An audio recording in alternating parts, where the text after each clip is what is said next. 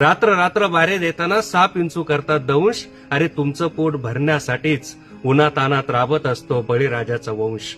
अरे तुमचं पोट भरण्यासाठीच उन्हातानात राबत असतो बळीराजाचा वंश.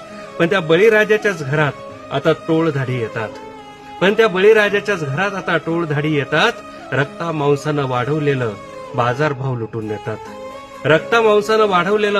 लुटून नेतात. तुमचं भरतं पोट आणि तो उपाशी असतो. पुन्हा नवं पेरण्यासाठी तो कर्ज काढून बसतो. तुमचं भरतं पोट आणि तो उपाशी असतो. पुन्हा नवं पेरण्यासाठी तो कर्ज काढून बसतो. मग मागचे पाडे पुढे चालू कर्ज लागते वाढू. वावर हिरवं करताना आयुष्य लागतं सडू. तरी तो कोणाकडे भीक मागत